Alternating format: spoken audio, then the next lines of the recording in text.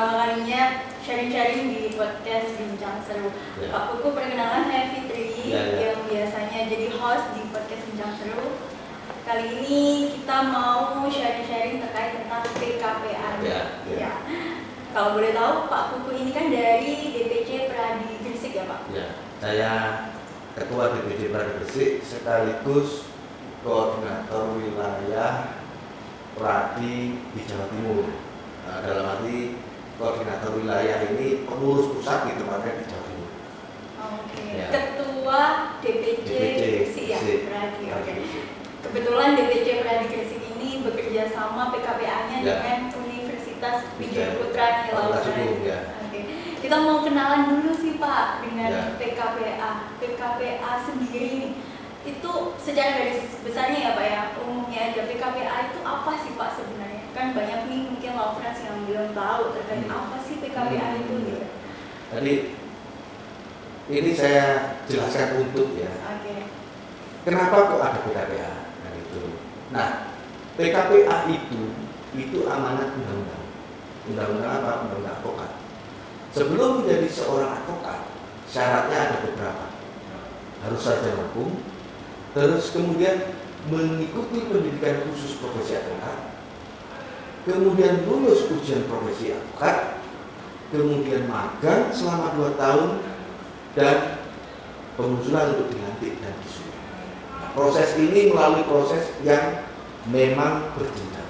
Nah, sekarang saya kembali lagi, kenapa kok harus ada PKPA? Apakah nggak cukup dengan pendidikan S1 sarjana hukum yang kemarin sudah ditempuh oleh para sarjana hukum yang ingin menjadi advokat? Nah, profesi ini karena membutuhkan sebuah tambahan praktek yang berkembang, sehingga undang-undang ini memberikan mandat untuk melaksanakan pendidikan khusus profesi advokat atau singkat PKPA ini. Nah, karena pendidikan khusus ini diberikan derivatif kepada organisasi profesi, dalam hal ini kalau menurut saya sampai sekarang saya menentukan bahwa organisasi profesi harus single bar. Single bar ini apa? Amanat undang-undang, menjalankan fungsi sebagai organ negara, salah satu bagian dari aparat penegak hukum. Nah, Pradi ini amanat undang-undang, diberikan mandat dan amanat untuk menyelenggarakan PKPA. Kemudian Pradi ini, saya nggak cukup nih untuk menyelenggarakan pendidikan sendiri. Kami organisasi Pradi ini perlu gandeng dengan universitas, yaitu fakultas hukum. Syaratnya apa? Pradi punya syarat minimal perguruan tinggi yang fakultas hukumnya dengan akreditasi B. Dan itu tidak cukup dengan melaporkan akreditasi saya B, tidak. Tapi Pradi akan mencek ke kementerian terkait, dalam hal ini dulu Kemendikbud, sekarang mungkin Kementerian Teknologi. Dicek sana, apakah benar akreditasinya? Benar, dibuatkanlah itu, dilaksanakanlah kemudian PKPA. PKPA ini sudah ada standarisasinya. Standarisasi apa? Standarisasi mata ajar yang harus diberikan kepada calon advokat yang ingin menjadi profesi advokat. Nah, inilah mix antara pendalaman dari perguruan tinggi dari sisi teorinya maupun prakteknya dari para senior lawyers atau advokat. Berarti Pradi ini tidak sembarangan ya Pak ya untuk bekerja sama dengan sebuah universitas, mesti di screening dulu nih universitasnya, fakultas hukumnya ini akreditasinya apa, terus kemudian fakultasnya itu bagaimana, aktif atau tidak, begitu ya Pak ya. Jadi PKPA ini juga salah satu rangkaian atau salah satu syarat untuk seseorang menjadi advokat harus melalui PKPA dulu. Dan syarat khususnya adalah minimal sarjana hukum ya Pak ya. S1-nya harus wajib sarjana hukum. Berarti kalau misalnya nggak sarjana hukum tapi ingin ikut PKPA gitu bisa nggak Pak? Nah, PKPA ini kan fokus utama. Basic fokusnya itu adalah mereka yang sarjana hukum yang ingin berkehendak nantinya menjadi profesi advokat. Nah, bagaimana kalau non hukum? Misalnya saja sarjana sosial, sarjana ekonomi, atau kedokteran dan sebagainya. Boleh. Hanya saja nanti yang bersangkutan tidak akan dikeluarkan yang namanya certified atau sertifikat advokat. Nah, Pradi di sini menjaga konsistensinya di sini.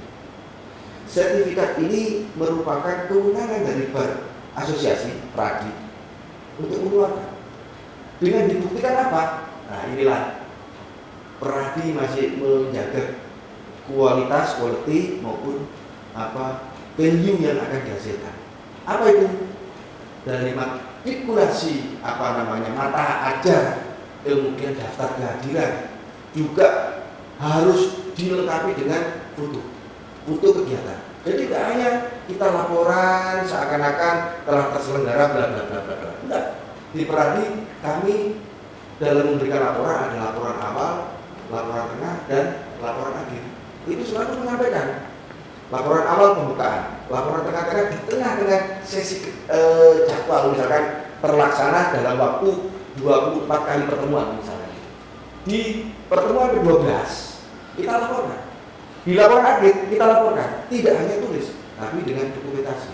Nah, ini sebagai bentuk pertanggungjawaban faktual, tidak hanya dokumen yang dalam arti mungkin berbunyi dengan redaksi bla bla bla, tidak. Jadi dalam hal ini itulah yang dijaga oleh Pradi.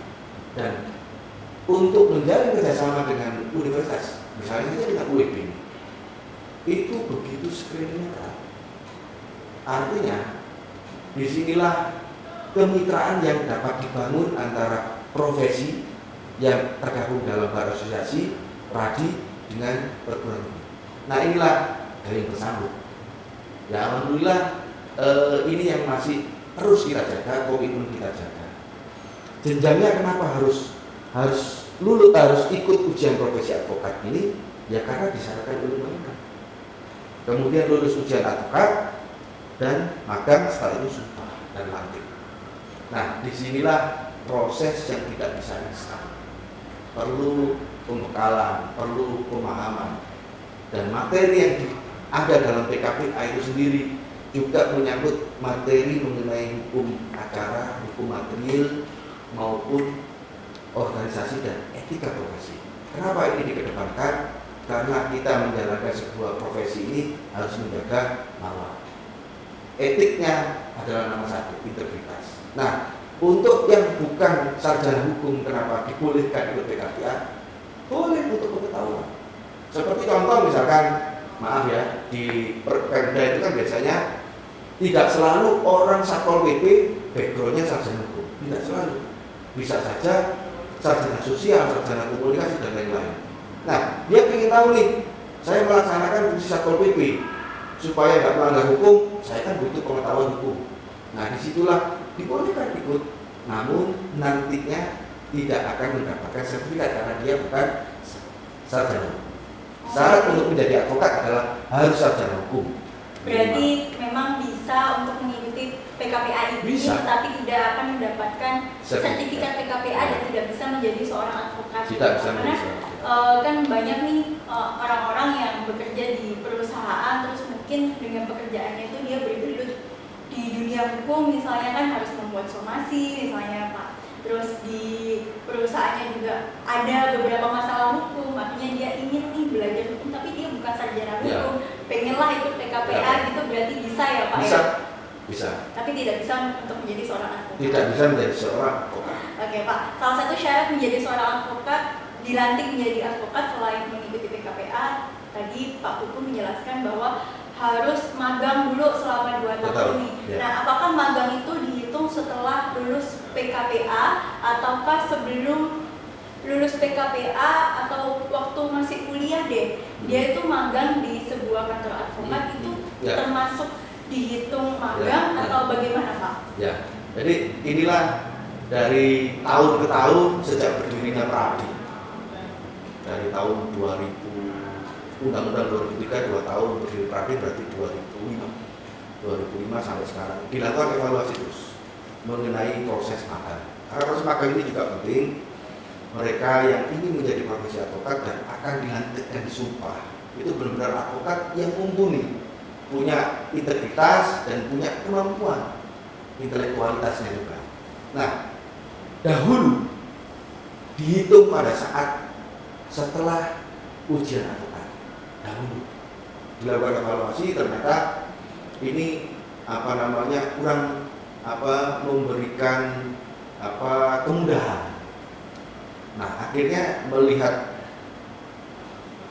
geografis Indonesia, jumlah advokat itu sangat kurang. Kalau di Jawa memang menumpuk-numpuk, seperti Surabaya, kota-kota besar menumpuk-numpuk advokat. Tapi di daerah-daerah luar ini sangat sedikit. Seperti Peradi sendiri di Indonesia baru ada sekitar 180 cabang. Padahal kejaksaan juga aparat penegak hukum itu ada 500. Pengadilan ada hampir 600. Artinya kurang untuk dari sisi tersebarnya advokat di beberapa daerah. Nah, dari sini dievaluasi upaya atau ujian profesi advokat setelah itu magang, setelah lulus ujian profesi advokat, ini akan menghambat lahirnya advokat-advokat yang magang.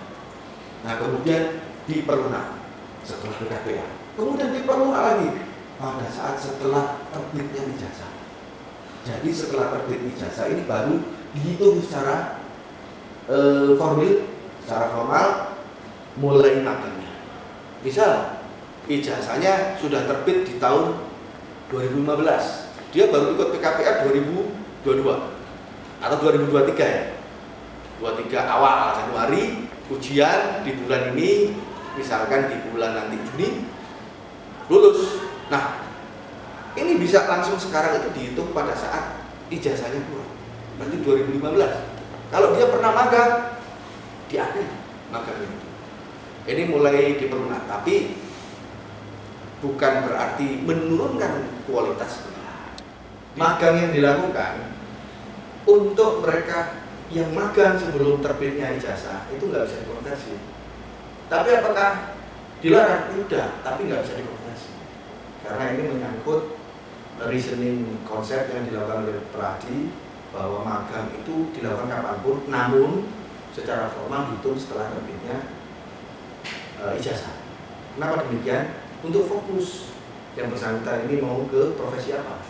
Karena ini menyambut profesi advokat. Nah, di sini dia sudah ada pilihan untuk melakukan magang. Itulah yang dinamakan magang. Tinggal yang lanjutannya adalah siapa yang dapat menjadi pihak yang dimagangi. Apakah advokat yang baru dilantik disumpah boleh untuk memberikan magang? Memberi magang boleh, hanya saja Peradi mempunyai kebijakan bagi advokat yang sudah berpraktek 7 tahun itu yang boleh memberikan signing keterangan kepada yang bersangkutan bahwa telah magang. Jadi kalau advokat baru itu belum boleh ya Pak? Belum boleh menerima magang? Aturan di Peradi menetapkan 7 tahun setelah beroperasi advokat. Kenapa demikian?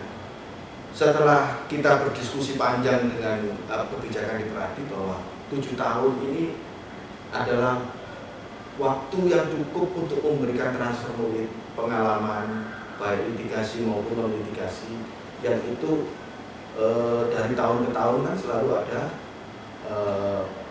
perubahan, penyesuaian baik regulasi maupun kondisi-kondisi praktek yang ada. Nah, diambil 7 tahun itu asumsinya di 7 tahun itu ada kecukupan bagi si yang memberi magang itu punya bekal untuk transfer knowledge tadi. Gitu.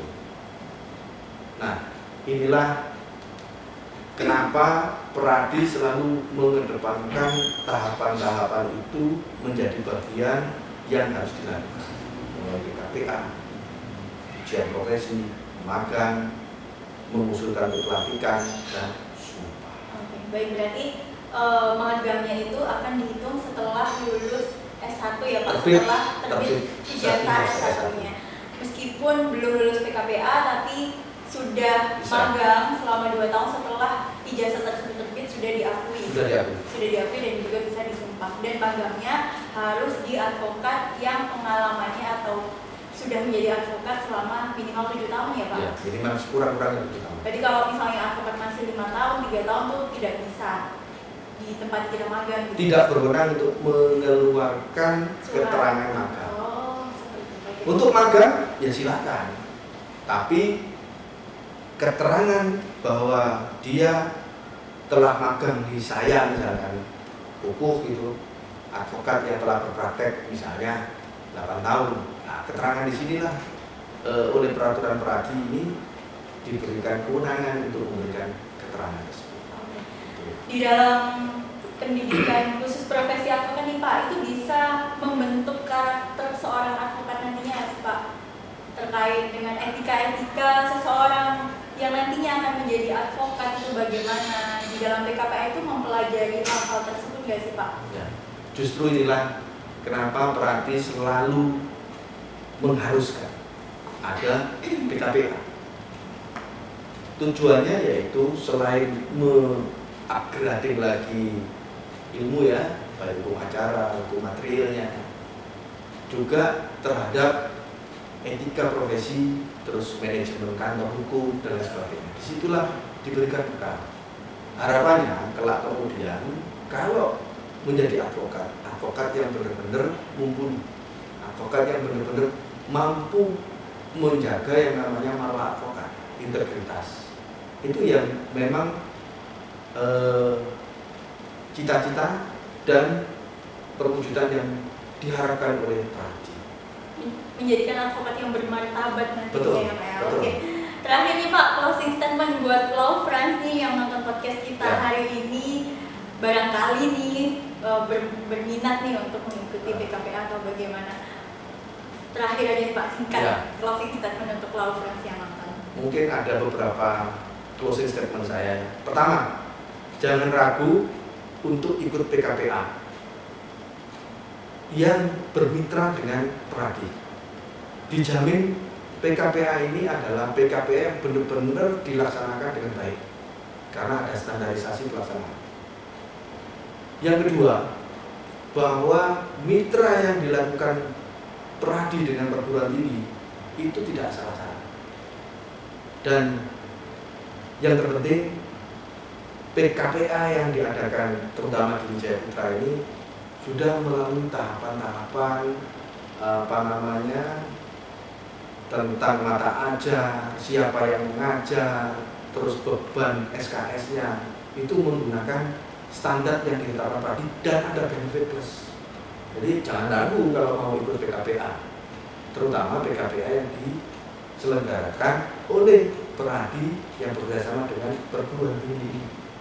Nah ini kita sangat terima kasih Peradi khususnya dengan Fakultas Hukum Wijaya Putra bisa bermitra untuk bertujuan mencetak profesi advokat yang nantinya itu bermartabat, berintegritas dan profesional. Oke, Law Friends, kebetulan saat ini Universitas Wijaya Putra sedang membuka pendaftaran pendidikan khusus profesi advokat yang bekerja sama dengan Peradi. Buat Law Friends yang pengen mendaftar atau pengen ikut PKPA nantinya bisa menghubungi saya atau menghubungi Pak Kaida. Nanti saya akan minta tolong nih sama editor untuk mencantumkan kontak personnya di bawah ini. Nah, jadi buat Law Friends jangan ragu lagi buat gabung PKPA di Universitas Wijaya Putra karena narasumbernya sudah pasti berkompeten ya Pak ya. Betul sekali. Dan sudah memiliki profesi sebagai advokat juga. Selain advokat juga ada yang berprofesi sebagai hakim juga ya Pak ya.